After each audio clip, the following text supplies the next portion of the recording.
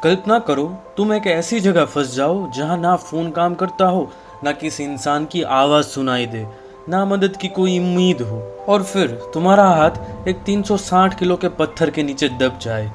1 घंटा, 10 घंटे, 2 दिन, 5 दिन, और आखिर में जिंदा बचने का सिर्फ एक ही रास्ता बचे, अपना खुद हाथ काट देना। दोस्तों, आज की ये कहानी सिर्फ सर्वाइवल की कहानी नहीं है। ये कहानी है इंसानी हिम्मत, दर्द, पछतावे और जिंदगी को दोबारा चुनने की। और सबसे शॉकिंग बात, ये सब रियल लाइफ में हुआ था। दोस्तों, ये कहानी एक ऐसे लड़के की है जिसका नाम था एरॉन। एरॉन को हाइकिंग और माउंटेन क्लाइंबिंग का बहुत ज़्यादा शौक था। वो अक्सर डेंजरस प्लेसेस पे अकेले ही निकल जाता था क्योंकि उसे एडवेंचर पसंद था। एक दिन वो अपनी हाइकिंग ट्रिप के लिए एक बेहद ही वीरान कैनियन एरिया में पहुंचता है। चारों तरफ सिर्फ पहाड़, पत्थर और सन्नाटा। दूर दूर तक कोई इंसान नजर नहीं आता, लेकिन हाइकिंग करते समय उसे वहां 2 लड़कियां दिखाई देती है जो अपना रास्ता भूल चुकी थी। एरॉन उसे पूछता है, क्या मैं आपकी हेल्प कर सकता हूँ? फिर वो उन्हें सही रास्ता बताता है और खुद भी उनके साथ आगे बढ़ने लगता है। कुछ दूर जाने के बाद एरॉन उन्हें बताता है कि उसे एक सीक्रेट रास्ता पता है जहाँ बहुत मजा आने वाला है। अब तीनों डेंजरस माउंटेन पास के रास्ते आगे बढ़ने लगते हैं। ये रास्ते बेहद खतरनाक थे।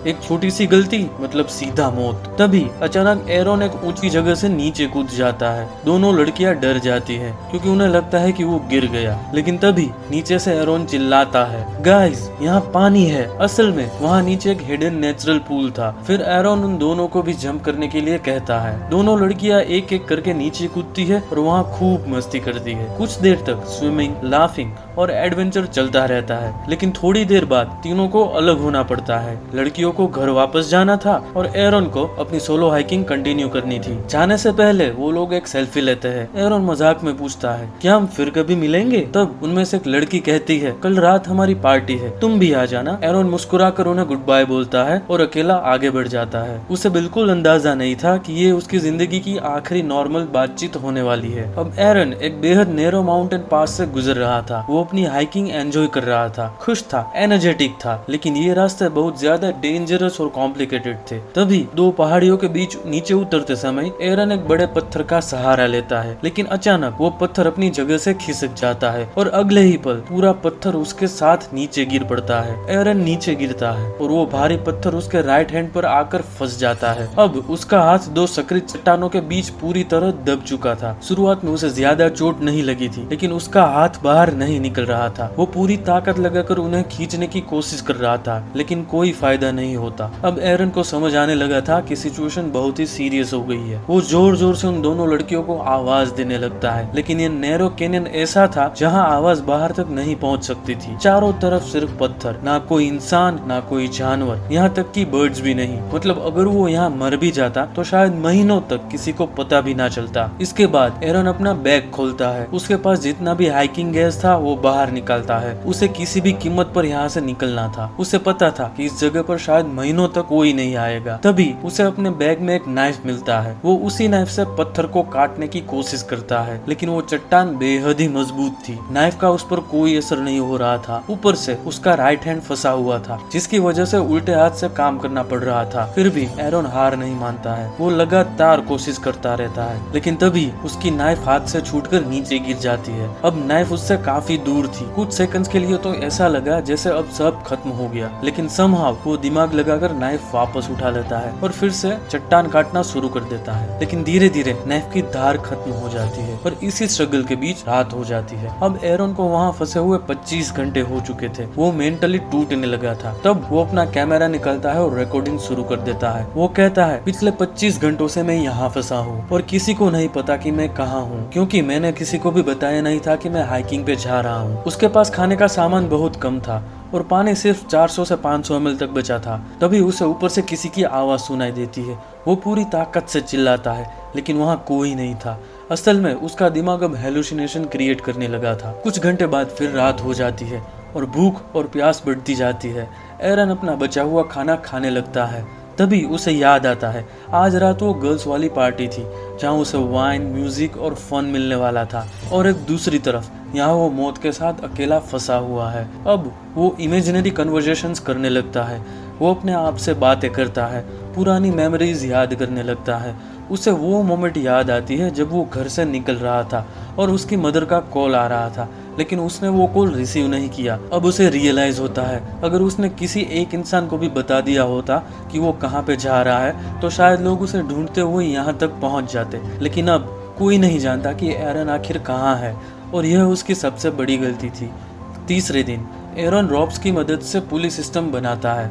वो पत्थर को उठाने की कोशिश करता है, पूरा जोर लगा देता है, अपने पैरों तक का इस्तेमाल करता है, लेकिन 360 किलो का वो पत्थर अपनी जगह से जरा भी नहीं हिलता। अब उसका पानी भी खत्म हो चुका था। वो वहाँ छोटी छोटी चीजें नोटिस करने लगता है, ऊपर उड़ता हुआ पंछी, पत्थरों के बीच घूमते इंसेक्ट्स, और सिर्फ 15 मिनट की धूप। बाकी पूरा दिन सिर्फ अंधेरा, गर्मी और अकेलापन। अब एरन मेंटली और फिजिकली दोनों तरह से टूटने लगा था। तभी वो डिसाइड करता है अब उसे अपना हाथ काटना पड़ेगा। वो अपने आर्म को कसकर बांधता है और नाइफ से हाथ काटने की कोशिश करता है, लेकिन नाइफ की धार खत्म हो चुकी थी, स्किन तक प्रॉपरली नहीं कट रही थी। फ्रस्ट्रेशन में और निराश होकर वो कैमरा पर बोलता है, कभी सस्ते टूल्स मत खरीदना। फिर एक और दिन गुजर जाता है। रात में उसे फैमिली और दोस्तों की याद आने लगती है। तभी अचानक ऊपर बादल छा जाते हैं और बारिश शुरू हो जाती है। एरन तुरंत अपनी बोतल में पानी भरने लगता है, लेकिन बारिश का पानी कैनियन में भरने लगता है और कुछ ही देर में वो लगभग डूबने लगता है। पानी के अंदर ग्रेविटी कम होने की वजह से वो पत्थर उठाने की कोशिश करता है और एक मोमेंट के लिए वो पत्थर सच में हिल जाता है। एरन का हाथ बाहर निकल जाता है।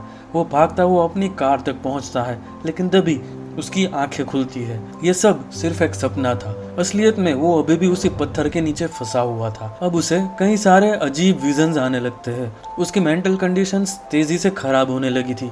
5वें दिन तक वो अपने आप से बातें करने लगा था, हंसता था, कमेंटरी करता था और फिर अचानक रोने लगता था। वो अपने पेरेंट्स के लिए मैसेजेस रिकॉर्ड करता है, उन्हें बताता है कि वो उनसे कितना प्यार करता है। असल में अब उसे खुद भी उम्मीद नहीं बची थी कि वो जिंदा निकलेगा। भूख, प्यास, कमजोरी सब मिलकर उसे धीरे धीरे खत्म कर रहे थे। तभी वो एक आखिरी बार नाइफ उठाता है। इस बार वो नाइफ से हाथ काटने की कोशिश नहीं करता। वो नाइफ को हाथ में घुसाकर अपनी हड्डी तक पहुंचा देता है। खून निकलने लगता है, लेकिन दर्द इतना ज्यादा था कि वो आगे कुछ नहीं कर पाता। और फिर एक और दिन गुजर जाता है। अब 6ठा दिन आ चुका था। अब एरन पूरी तरह कमजोर हो चुका था। उसे लगने लगा था कि शायद कैनियन जन्म से ही उसका इंतजार कर रहा था। वो चट्टान पर RIP लिख देता है, अपना नाम और अपनी बर्थ डेट भी, क्योंकि अब उसे पूरा यकीन हो चुका था कि वो यहाँ मरने वाला है। लेकिन तभी उसे एक सपना दिखाई देता है, एक छोटा बच्चा जो असल में उसका फ्यूचर सन था। वो खुद को उस बच्चे के साथ खेलते हुए देखता है और यही सपना उसके अंदर दोबारा जीने की इच्छा जगा देता है। अब एरन अपने फंसे हुए हाथ को जोर से अपोजिट डायरेक्शन में पुश करता है और उसकी हाथ की हड्डियां टूट जाती है। अब उसका धार निकाला हुआ नाइफ फाइनली काम करने लगता है। धीरे धीरे असहनीय दर्द सहते हुए वो अपना हाथ काट देता है और आखिरकार 6ठे दिन वो खुद को आजाद कर लेता है। बाहर निकलते ही पहले वो अपने फंसे हुए हाथ की तस्वीरें लेता है, फिर किसी तरह कैनियन से बाहर निकलना शुरू करता है। बाहर उसे बारिश का जमा हुआ गंदा पानी मिलता है और वो उसे पागलों की तरह पीने लगता है। 6 दिनों से उसने ना ठीक से खाया था ना पानी पिया था। फिर उसे वही बर्ड्स दिखाई देते हैं जिसे वो हर दिन ऊपर उड़ते हुए देखा करता था, लेकिन आज पहली बार उसे खुद भी आजादी महसूस हो रही थी। तभी उसे एक फैमिली दिखाई देती है जो यहाँ हाइकिंग करने आई थी। एरन मदद के लिए आवाज लगाता है। वो लोग तुरंत उसकी तरफ भागने लगते हैं। सिक्योरिटी और रेस्क्यू टीम को बुलाया जाता है। कुछ देर के बाद हेलीकॉप्टर आता है और एरन को हॉस्पिटल ले जाता है और इस तरह 6 दिनों तक मौत से लड़ने वाला एरन आखिरकार बच जाता है। कुछ लोग मुश्किल देखकर हार मान लेते हैं, लेकिन कुछ लोग अपना हाथ खोकर भी जिंदगी जीत लेते हैं। एरन की यह कहानी सिर्फ सर्वाइवल स्टोरी नहीं है, ये एक रिमाइंडर है कि इंसान तब तक नहीं हारता जब तक वो खुद हार ना मान ले। उसने अपना हाथ खोया, लेकिन उसी दिन उसने अपनी जिंदगी दोबारा पा ली और शायद इसीलिए आज भी उसकी कहानी पूरी दुनिया के सबसे अनबिलीवेबल सर्वाइवल स्टोरीज में से एक गिनी जाती है। तो आपको ये कहानी कैसी लगी? Please let us know.